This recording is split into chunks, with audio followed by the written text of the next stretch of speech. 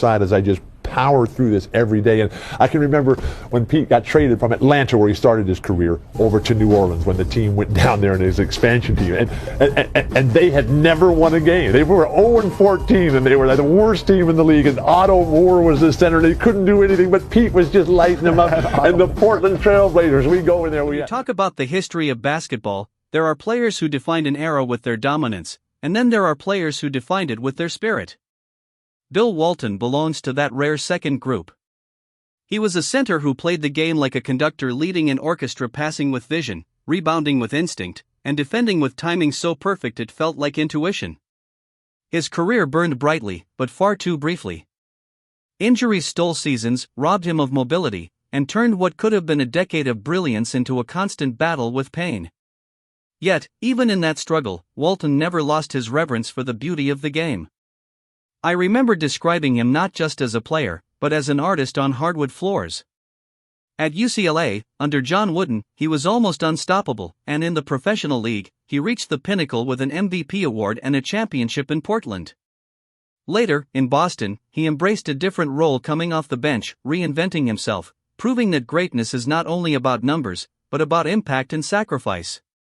But here is what makes Walton unique. Even as his own career was shortened, his eyes were always fixed on the greatness of others. He watched, studied, and admired those who elevated the sport. He spoke about them as if they were poets, painting images with his words. For Walton, basketball was not simply competition, it was a living art form. So the question becomes, when Bill Walton, now in his 70s, looks back at the players who left the deepest impression on him, who does he choose? Which 5 men, across all eras, embody the very soul of the game? Over the next chapters, we'll walk through the list 5 legends Walton considered his favorites, 5 players whose talent, character, and presence shaped not only his career but his vision of what basketball could be. When Bill Walton speaks about Kareem Abdul-Jabbar, there is a tone of awe in his voice, the kind you reserve for someone who redefined what was possible. Kareem wasn't just tall, he was timeless. His skyhook became one of the most unstoppable weapons the game has ever seen, and Walton knew that better than most. As a young star at UCLA, Walton had followed directly in Kareem's footsteps, first known as Lew Alcindor, carrying the torch of John Wooden's dynasty. The comparisons were inevitable, but Walton never shied away from giving Kareem the respect he deserved. On the professional stage, their paths crossed often.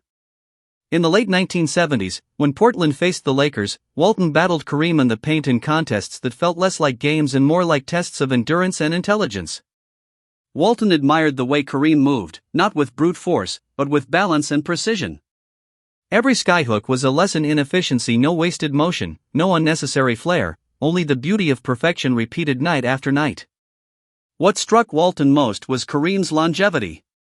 While Walton's own career was marred by surgeries and setbacks, Kareem seemed eternal, reinventing himself as the league changed around him. He played into his 40s, still effective, still dominant, as if age bowed in respect to his discipline. For Walton, that endurance was not just physical but spiritual, proof of Kareem's deep love for the craft. And then there was Kareem's mind. An intellectual off the court, a calm leader on it, he represented to Walton the complete picture of what an athlete could be, skilled, thoughtful, and unshaken by pressure. Walton often said that Kareem's consistency was something to be studied, not just admired. In his list of 5, Kareem stands as the foundation. For Walton, he was not only an opponent but a measuring stick, the embodiment of grace under pressure. Kareem Abdul-Jabbar was, and remains, the model of how greatness can be sustained across decades. When Bill Walton talks about Larry Bird, there is something more than admiration in his tone, it is gratitude. By the time Walton arrived in Boston for the 1986 season, his body was worn down by years of surgeries. Many thought his days of meaningful basketball were behind him.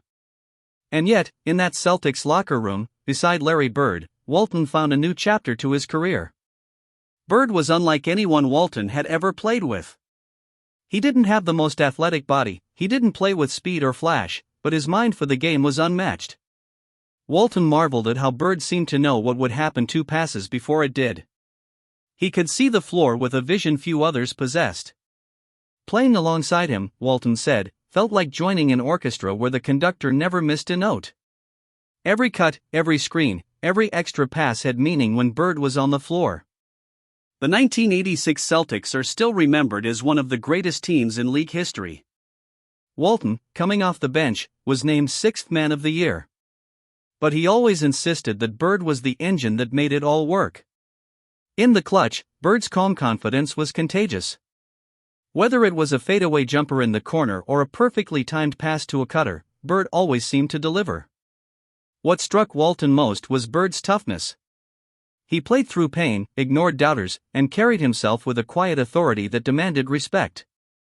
For Walton, who knew the price of injuries, Bird's ability to rise above his physical limitations was nothing short of inspiring. In his top 5, Bird represents intelligence and resilience. He was the teammate who gave Walton one last taste of glory, and the rival who had already proven himself against the best. To Walton, Larry Bird was not just a great player, he was living proof that basketball, at its highest level, is a game of the mind as much as the body. When Bill Walton described Magic Johnson, he often returned to one word: joy. Magic didn't just play basketball, he lit up the floor with an energy that spread to everyone around him. For Walton, whose own journey was filled with setbacks, watching Magic was like watching the purest expression of what the game could be. From the moment Magic entered the league in 1979, he transformed the sport. At 6'9", running the fast break like a point guard, he rewrote the rules of his position. Walton admired the way Magic's vision turned simple possessions into highlight reels. A no-look pass to a cutting teammate, a bounce pass threading through traffic, each one a reminder that basketball could be as much about sharing as it was about scoring. Walton often pointed to the Showtime Lakers as the perfect example of Magic's influence. They weren't just winning, they were entertaining, filling arenas with excitement, making fans feel like they were part of something bigger. Walton saw Magic as the heartbeat of that movement, a player whose smile was as impactful as his statistics. What resonated most with Walton was the way Magic elevated others. He didn't just dominate, he made his teammates better. For someone like Walton, who valued passing and team play as much as rebounding or scoring, Magic represented the ideal. He embodied unselfishness without ever losing competitiveness. Their battles on the court were fierce, especially when Portland or Boston crossed paths with the Lakers. But even as a rival, Walton couldn't help but admire the joy that poured out of Magic's game. It reminded him of why he fell in love with basketball in the first place. In Walton's list, Magic Johnson symbolizes creativity and connection. To him, Magic was proof that basketball could be both art and celebration, a reminder that the game at its best is meant to be shared, not hoarded. When Bill Walton spoke about Bill Russell, it was with reverence, almost as if he were describing a statesman rather than an athlete. Walton grew up hearing stories about Russell's dominance with the Boston Celtics' 11 championships in 13 seasons, an iron will that anchored one of the greatest dynasties in sports.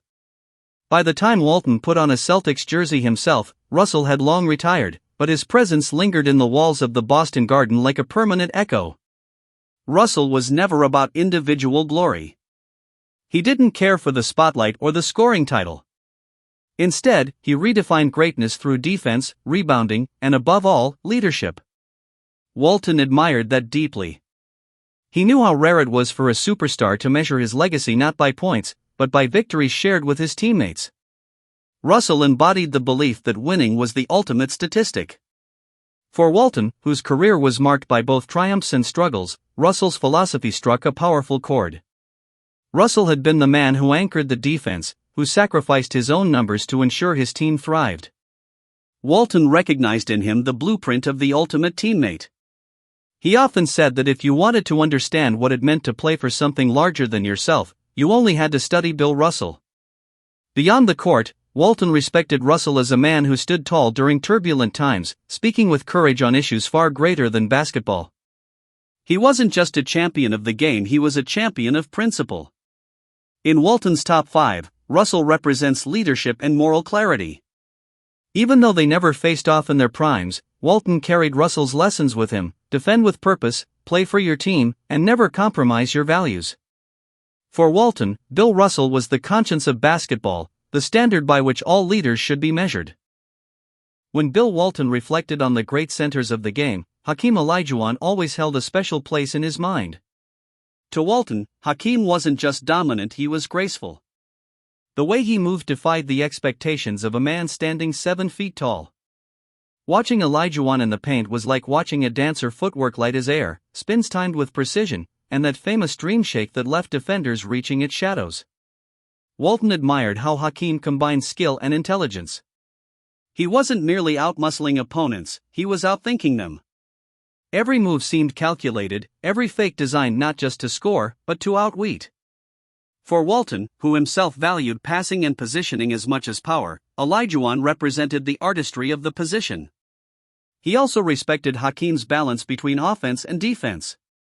Walton often pointed out that Olajuwon was just as terrifying on the other end of the floor. Blocking shots, protecting the rim, reading the angles, it was a complete package. Few players could dominate a game without scoring a point, but Hakeem had that rare gift. What resonated with Walton was how Olajuwon never relied solely on size. He mastered fundamentals, polished every detail, and built a style that no defender could predict. To Walton, that was the essence of basketball: constant adaptation, creativity under pressure, and an unshakable will to improve. In his 5 favorites, Olajuwon stands as the symbol of elegance and evolution. Walton saw him as proof that even in a league filled with giants, the most dangerous weapon could be imagination. Hakeem's game was living art, and for Walton, it confirmed that the center position could be as beautiful as it was powerful. When you step back and look at Bill Walton's 5 favorite players, you see more than just names on a list, you see a portrait of the game itself. Kareem Abdul-Jabbar, with his skyhook and his endless discipline, showed Walton the power of precision. Larry Bird, the cold-blooded shooter and brilliant teammate, reminded him that intelligence can win as many games as raw talent. Magic Johnson, the showman with a smile, embodied joy and creativity, turning basketball into a celebration. Bill Russell, the anchor of a dynasty, stood for leadership and principle, a reminder that greatness is about lifting others higher. And Hakeem Olajuwon, the master of footwork and imagination, proved that the sport is forever evolving, forever capable of surprising us. For Walton, these men were more than opponents or teammates, they were teachers. Each one represented a lesson, a different way to see the game. Walton's career may have been cut short by injuries, but his perspective was sharpened by watching the very best play at their peak. He didn't just admire them, he studied them, celebrated them, and carried their influence into every broadcast, every story, every reflection he shared later in life. And so, as Walton names his 5, he invites us to think about our own lists. Who are the players that shaped the way you see basketball? Who made you fall in love with the game, who left you speechless, who reminded you that sport can be art? This was Bill Walton's vision of basketball, full of respect, wonder, and reverence for the giants who defined the hardwood. Now, the question turns to you: if you had to choose your 5, who would they be?